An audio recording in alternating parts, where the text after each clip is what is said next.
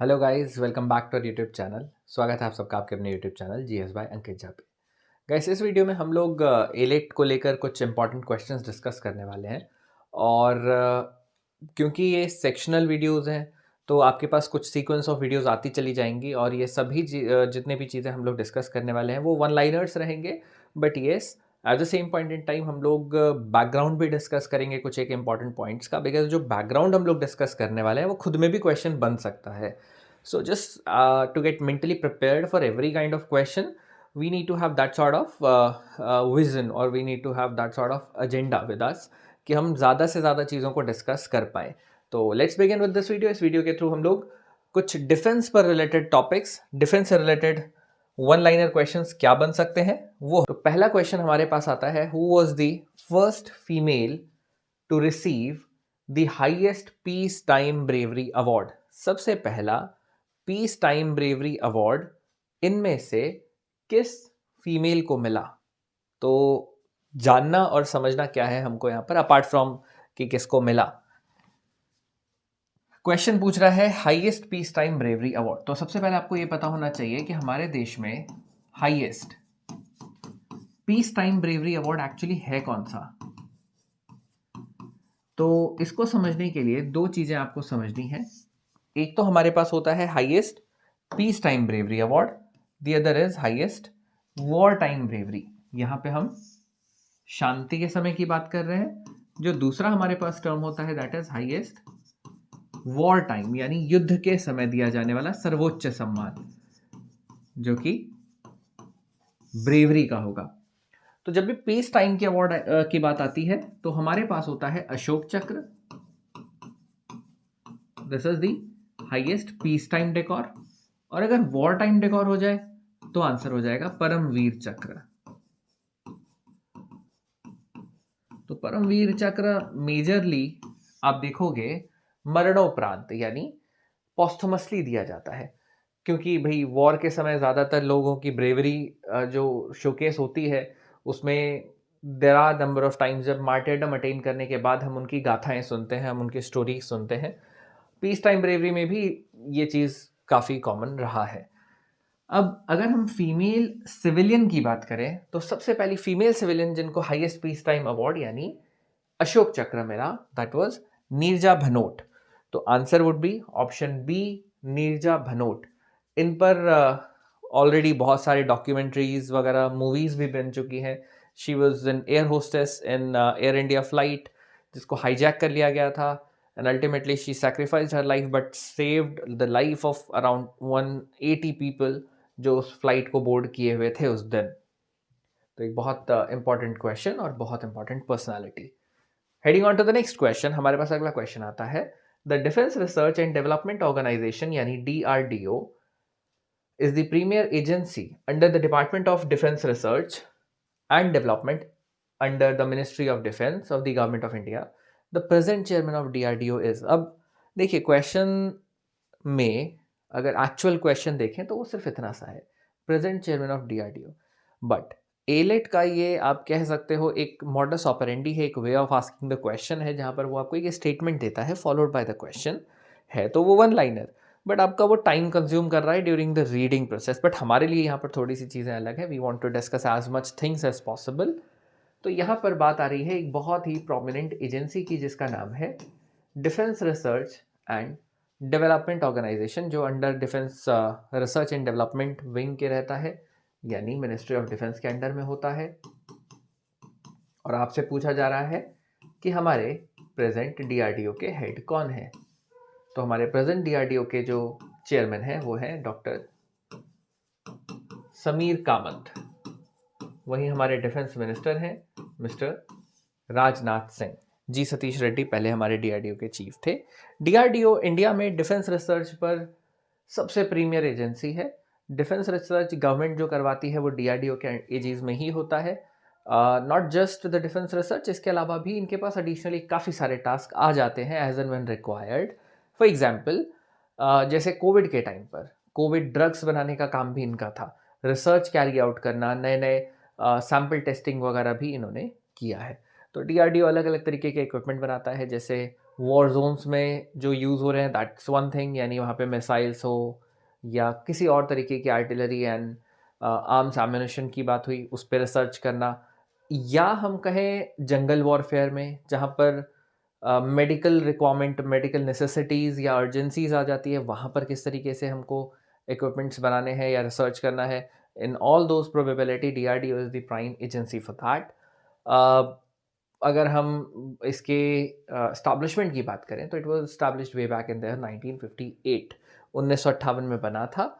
आज अगर इसके हेडक्वार्टर्स की बात की जाए, it is in Delhi. DRDO का हेडक्वार्टर है दिल्ली में। Heading on to the next question, who was the first Secretary General of NATO? He also was Winston Churchill's chief military assistant. थोड़ा सा हिंट हमको मिल रहा है, during the second world war. कह पाना थोड़ा मुश्किल हो जाएगा अगर सिर्फ इतना सा आपको बता दिया जाए कि भाई कौन, अगर क्वेश्चन ये थोड़ा चेंज कर दिया जाए, he was also the Winston Churchill chief military assistant, तो ये डिफिकल्ट क्वेश्चन हो जाएगा। लेकिन क्योंकि फर्स्ट सेक्रेटरी जनरल पूछ रहा है नेटो का, क्वेश्चन इज डुएबल। तो Hastings Lionel Ismay was the first secretary general of NATO. अब ये आपको पता तभी होगा जब आपको ये पता होगा कि नेटो एक्चुअली है क्या। तो let's understand this term, that's NATO. अब ये खुद में बहुत सारे सवाल आपको दे सकता है अगर हम वन लाइनर की बात करते हैं। तो नेटो एक एजेंसी है जिसको हम नॉर्थ अटलांटिक अलायंस भी कहते हैं, अब या हम कहें नॉर्थ अटलांटिक ट्रीटी ऑर्गेनाइजेशन। तो NATO is North Atlantic Treaty Organisation या नॉर्थ अटलांटिक अलायंस। तो बेसिकली एक अलायंस है जिसके अंडर अभी प्रेजेंटली देयर आर 32 मेंबर्स। काफ़ी हाईलाइटेड रहा है agency. Now why it is important, highlight यानी न्यूज़ में ये क्यों बना रहा, बिकॉज यूक्रेन और रशिया के लड़ने के पीछे एक बहुत बड़ा रीज़न यूक्रेन का इंक्लूजन और यूक्रेन का डायर नीड, ऐसा यूएस कह रहा है कि भाई यूक्रेन को नेटो का हिस्सा बनना चाहिए या बनाएंगे हम। There are lot many questions. तो अब ये सब चीज़ों में एक चीज़ जो इम्पोर्टेंट रह जाती है वो यही है कि नेटो का हिस्सा बने ना बने यूक्रेन, न्यूज़ में बहुत बना रहा, तो हमारे लिए एजेंसी इंपॉर्टेंट है। So NATO presently comprises of 32 countries और एक ट्रीटी ऑर्गेनाइजेशन है जहाँ पर सारी कंट्रीज ने आपस में कमिटमेंट किया है कलेक्टिव सिक्योरिटी का। What does that mean? Collective security का मतलब होता है हम में से कलेक्शन में जितने भी 32 कंट्रीज, उनमें से किसी एक पर भी अगर अटैक हुआ, that would be considered as an attack on the sovereignty of all these 32 nations and they can respond collectively. अब ये कहना और होने में बहुत अंतर है, but this is what it says. Agency की शुरुआत हुई थी ऑन 4th of April 1949, 1949 में एजेंसी बनी थी। धीरे धीरे फिर इसमें और कंट्रीज ऐड होती चली गई और नेटो के प्रेजेंट स्ट्रक्चर में तो 32 कंट्रीज हैं। ज़्यादातर country you will find from Europe और कुछ north American countries, US and Canada. उसके अलावा बाकी सब आपको यूरोपियन कंट्रीज मिलेंगी। अभी रिसेंट पास्ट में अगर हम बोले तो देयर आर 2 कंट्रीज जो इसमें जुड़े हैं, one is Sweden, the other is Finland. तो ये दोनों ही कंट्री आपकी 31st एंड 32nd कंट्री रही। सो स्वीडन एंड फिनलैंड को कलेक्टिवली स्वीफिन कहा गया है। फिनलैंड 2023 में जुड़ा, स्वीडन 2024 में। अब नेटो का अगर हेडक्वार्टर देखा जाए तो it is headquartered in Brussels. Brussels में इसका एडमिनिस्ट्रेटिव हेडक्वार्टर है। Brussels is the capital city of Belgium. लेकिन अगर हम यही इसके मिलिट्री हेडक्वार्टर की बात करें तो वो पड़ता है मॉन्स में। Mons again is in Belgium only. और नेटो के अभी रिसेंट हेड चेंज हुए हैं, इंपॉर्टेंट है। तो नेटो के present head is Mark Rutte. ये मार्क रूट पहले प्राइम मिनिस्टर थे नीदरलैंड्स के और लॉन्गेस्ट सर्विंग प्राइम मिनिस्टर रहे नीदरलैंड के। He became prime minister way back in the 2010। अभी 2024 में अक्टूबर में ही रिटायर हुए, हटे। तो 14 साल तक ये प्राइम मिनिस्टर रहे हैं नीदरलैंड्स में, नीदरलैंड के लॉन्गेस्ट सर्विंग रहे और अब बन गए नेटो के हेड। अभी नेटो के जो इनसे पहले हेड थे that was John Stoltenberg.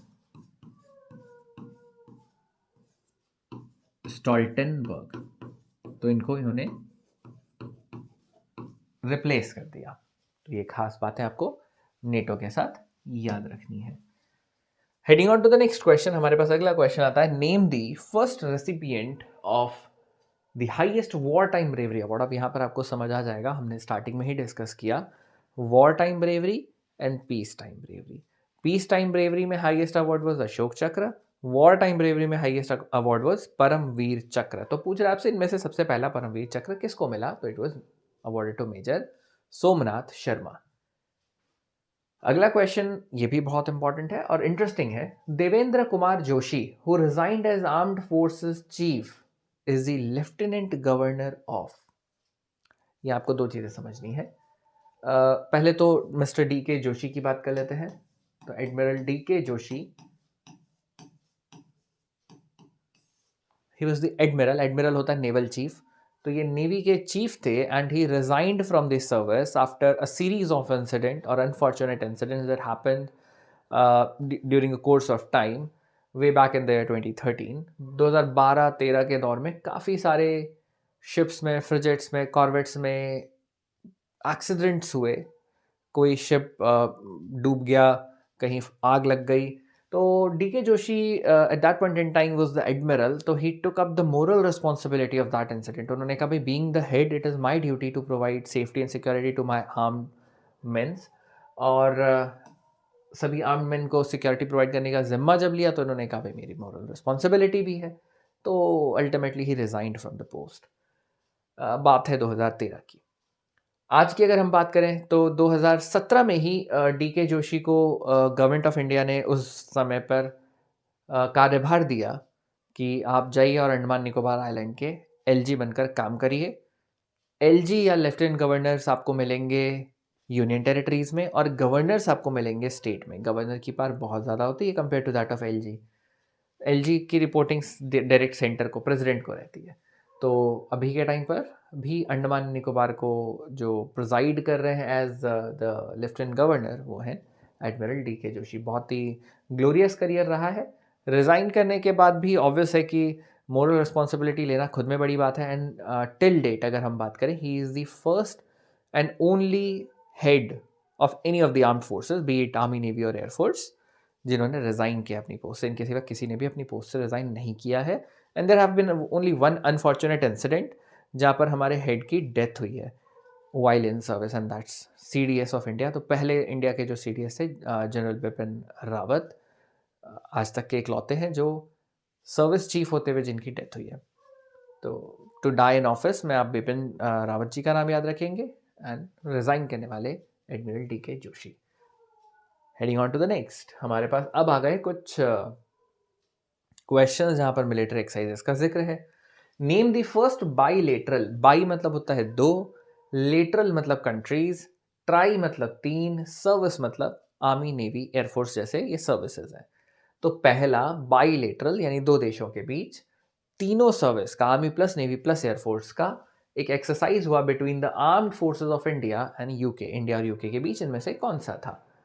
It was operation Konkan शक्ति। कोंकण शक्ति हमारा यूके के साथ एक एक्सरसाइज है। ऑन द अदर हैंड अगर हम शक्ति देखें, शक्ति हमारा फ्रांस के साथ एक्सरसाइज है। और इंद्रधनुष ये भी हमारा यूके के साथ ही है, but it is a naval exercise. And सिम्टेक्स, सिम्बेक्स एक्चुअली एक एक्सरसाइज है, it is Singapore, India, Myanmar bilateral exercise. तो सिम्बेक्स एक एक्सरसाइज और है। With which country India carried out the joint military exercise Vajra Prahar? वज्र प्रहार हम करते हैं अमेरिका के साथ। हमारी अमेरिका के साथ कुछ और भी एक्सरसाइजेज हैं अपार्ट फ्रॉम वज्र प्रहार। वज्र प्रहार तो इसमें इंडिया यूएस आंसर हो गया, लेकिन हमारे अगर यूएस के साथ देखें तो we have exercise Red Flag as well. India US के बीच हमको एक और एक्सरसाइज मिलेगा, that's Cope America, sorry Cope India. इसके अलावा भी इंडिया और यूएस के बीच एक्सरसाइज है, that is called Tiger Triumph. Tiger Triumph एक ट्राई सर्विस एक्सरसाइज है। हम एक क्वाड की भी एक्सरसाइज करते हैं between India, US, Japan and Australia, जिसका नाम है Malabar. And there are some of the other exercises as well. ये कुछ प्रोमिनेंट एक्सरसाइज हैं between India and America. Heading on to the next, name the bilateral defense cooperation endeavor between India and Bangladesh. हमारे साथ बांग्लादेश के भी मिलिट्री एक्सरसाइजेज होती हैं। अगर यहाँ पर हम देखें तो मालाबार नो, गरुड़ इनके साथ नहीं होता हमारा, बांग्लादेश नहीं है गरुड़ में, गरुड़ भी ब्रिटेन हमारे फ्रांस के साथ होता है। संप्रीति, यस, संप्रीति जो एक्सरसाइज है वो हम बांग्लादेश के साथ करते हैं। बंग दोस्त नाम से अभी कोई एक्सरसाइज नहीं है, Sampriti and we have Bongo Sagar, these two are the exercise with Bangladesh. अभी बांग्लादेश के साथ हम कोई भी डिफेंस कोऑपरेशन नहीं करने वाले हैं जब तक कि वहाँ पर प्लाइट ऑफ हिंदूज जब तक ठीक नहीं होगा। Which of the following is not a military exercise. अब आपको इस वाले तरीके के क्वेश्चंस पे बड़ा ध्यान देना होगा जहाँ पर नॉट पूछता है, यानी एक जनरल एक्सेप्शन क्वेश्चन है। इनमें से कौन सा एक्सरसाइज इंडिया और रशिया के बीच नहीं है? एविया इंद्र, इंद्र का मतलब ही IND stands for India, RA for Russia, Avia Indra between India and Russia है। JIMEX, it is Japan India maritime exercise, Japan और इंडिया के बीच का एक्सरसाइज है, तो आंसर तो यहाँ पर आपको मिल चुका है। एक्सरसाइज इंद्रा ऑब्वियसली है ही between India and Russia. Centre, yes, centre is also an exercise between India and Russia. Apart from that एक और एक्सरसाइज जो आप याद रखेंगे, दैट्स वोस्टॉक, ये भी हम रशिया के साथ करते हैं, वोस्टॉक। नेक्स्ट पे आ जाते हैं। France and India have built on the long standing air force cooperation through the tactical bilateral exercise. हमारा फ्रांस के साथ बाइलेटरल एक्सरसाइज पूछ रहा है सिंपली। शक्ति, ये हमारी आर्मी एक्सरसाइज है फ्रांस के साथ ही। Garuda is an air exercise with France, that's the answer. Indra अभी हमने बात की थी between India and Russia. Tiger Triumph अभी हमने इसको भी देखा between India and US। The next question says, which is India's first indigenous nuclear powered ballistic missile capable submarine? Ballistic missile वाला सबमरीन हमारा कौन सा? तो INS अरिहंत हमारा पहला ऐसा सबमरीन था जिसमें बैलिस्टिक मिसाइल हम फिट कर सकते हैं। Who was named the first Indian Commander in Chief CIC of Indian Army, replacing the British Commanding General Sir Roy Butcher? Roy butcher आखिरी ब्रिटिश कमांडिंग ऑफिसर थे इंडिया में, और आज़ादी के बाद तक रहे। जब पार शिफ्ट हो रही थी from the British Raj to India, तो आर्मी भी जाएगी उनकी, रॉयल इंडियन आर्मी उनको बोला जाता था। और जो बैटन उनकी तरफ से दिया गया, रॉय बूचर ने जिनको दिया, that was KM Cariappa, Kodandera Murugan Cariappa, और ये हुआ था 15 जैन के दिन। And for the very same reason इस दिन को हम लोग आर्मी डे के रूप में मनाते हैं, क्योंकि उस दिन कोडंडेरा मुरुगन करियप्पा के पास power transfer from Roy Bucher, he became the first chief commander और commander in chief. Navy Day in India is celebrated every year to recognize the achievement and role of the Indian Navy to the country on। हर साल navy day किस दिन मनाया जाता है? तो navy day हमारा मनाया जाता है 4 दिसंबर के दिन, यानी कल के दिन ही नेवी डे था हमारा, और बहुत इंपॉर्टेंट है। किस पर्सपेक्टिव में? एक्चुअली इस दिन during the war of 1971 India ने कराची को कैप्चर कर लिया था। 3 दिसंबर से लड़ाई शुरू हुई, 16 दिसंबर तक चली, 13 दिन। वर्ल्ड की शॉर्टेस्ट बैटल्स में से एक है, और इस बैटल के बाद more than 93,500 prisoner of Wars were captured. 93,500 से ज़्यादा प्रिजनर ऑफ वॉर कैप्चर किए गए थे, जिनको इंडिया ने वापस कर दिया। बट उन्होंने जो हमारे प्रिजनर ऑफ वॉर पकड़े, उनको उन्होंने नहीं लौटा, और ऐसे लगभग 54 के आसपास लोग रहे थे। तो 4 दिसंबर एक बहुत ही इंपॉर्टेंट डे, जिस दिन हम नेवी की ब्रेवरी को सलाम करते हैं। Who was the first defense minister of independent India during 1947 to 1952 in the first Nehru cabinet? Nehru ji की पहली कैबिनेट में इसमें कौन पहले रक्षा मंत्री बने? तो इट वाज बलदेव सिंह। सरदार बलदेव सिंह हमारे देश के पहले डिफेंस मिनिस्टर रहे, और पहले सिख डिफेंस मिनिस्टर भी आप कह सकते हो। He was also the part of constituent assembly, हमारे देश के संविधान सभा के सदस्य भी रहे। कॉन्स्टिट्यूशनल असेंबली, कॉन्स्टिट्यूंट असेंबली में भी ये मेंबर रहे थे, तो काफ़ी बड़े पर्सनालिटी उस दौर के। What was the code name for the Indian Armed Forces operation to seize the control of Siachen Glacier in Kashmir, precipitating the Siachen conflict in 1984? साल 1984 में इंडिया ने पाकिस्तान के खिलाफ एक लड़ाई लड़ी, जो कि बहुत ही हाई ऑल्टीट्यूड पर लड़ी गई थी, और इवन टिल डेट आज तक की हाईएस्ट बैटल ग्राउंड पर लड़ी गई लड़ाई अगर कोई थी तो that was operation Meghdoot, that was carried out by Indian army. और ये इंडिया ने ऑपरेशन मेघदूत कंप्लीट करके सियाचिन को कंप्लीटली वापस लिया हमारे पास। सियाचिन ग्लेशियर वर्ल्ड का सबसे ऊंचा ग्लेशियर माना जाता है। Under over 5,000 crore of contract, 6.1 lakh AK-203 assault rifles will be manufactured in India with the technology transfer from। Question बहुत सिंपल है, AK-203 का ट्रांसफर टेक्नोलॉजी किस कंट्री के साथ साइन हुआ है? तो AK सीरीज पूरी हमारी AK-47, 56, 203 ये सभी ऑटोमेटेड क्लाशनिकोव जिसको हम बोलते हैं वो हम रशिया से लेते हैं। तो यहाँ पर अग्रीमेंट भी रशिया के साथ हुआ। Tejas is an Indian single-engine, delta-wing, light multi-role fighter aircraft that is designed by, it was designed none other than by the Hindustan Aeronautics Limited और HAL। अब इसका फर्दर ऑर्डर भी मिनिस्ट्री ऑफ डिफेंस ने दिया है और HAL को, और HAL अब बाकी और एयरक्राफ्ट्स बना रहा है। तो मैन्युफैक्चरिंग इसकी अगर कोई कर रहा है that's Hindustan aeronautics limited, government of India enterprises. Rafale, built for India and designed and designated as RB008, RB001 to 036। हमारे पास 36 राफेल थे, तो 36 राफेल हैं। और ये जो नाम RB है ये एक्चुअली हमारे जब डील हुई थी हमारी इस पर्टिकुलर एयरक्राफ्ट की, राफेल की, तो जो उसके नेगोशिएशन टीम के हेड थे वो हमारे उसके लेटली वही हमारे देश के एयर चीफ भी बने, दैट वाज राकेश कुमार सिंह भदौरिया। तो उन्हीं के नाम से इनिशियल्स लिया गया है RB। Which of the following is a military exercise between India and Nepal? तो इनमें से एक ही मिलिट्री एक्सरसाइज हमारा है सूर्य किरण, एक ही मिलिट्री एक्सरसाइज हम नेपाल के साथ करते हैं। Indian air force has a fleet of 22 AH-64E Apache helicopters, 64E Apache attack helicopters, and in 2020 US signed an agreement with Government of India for the acquisition of 6 more Apaches. It is manufactured by, बहुत simple question है, आपसे पूछ रहा है Apache कौन manufacture करता है, तो हम यूएस से लेते हैं। यूएस में कुछ बहुत बड़ी कंपनीज हैं एयरक्राफ्ट मैन्युफैक्चरिंग में, जिसमें बोइंग है, लॉकहीड मार्टिन है। लॉकहीड मार्टिन के साथ हमारे कुछ खास कॉन्ट्रैक्ट्स नहीं है। इट इज़ बोइंग जिनका ये अपाचे AH-64E हेलीकॉप्टर है। Desert Flag is a military exercise between India and, ये बड़ा इंटरेस्टिंग है। डेजर्ट फ्लैग एक्चुअली पहले एक बायलेटरल एक्सरसाइज हुआ करता था बिटवीन इंडिया एंड UAE। धीरे धीरे सरकार ने इसको एक्सपैंड किया और आज के टाइम पे it is a multilateral exercise. उसमें US भी हिस्सा है हमारा, स्पेन भी है, there number of other countries as well, but primarily India and UAE के बीच ये एक्सरसाइज हुआ करती थी। The country having maximum number of aircraft carrier undoubtedly it is USA। US के पास बहुत ज़्यादा aircraft carrier हैं compared to rest of the countries। US right now has 11 aircraft carrier। On the other hand अगर हम India की बात करें तो we have 2। चाइना के पास भी 2 हैं, अब तीसरा उसका बन चुका है।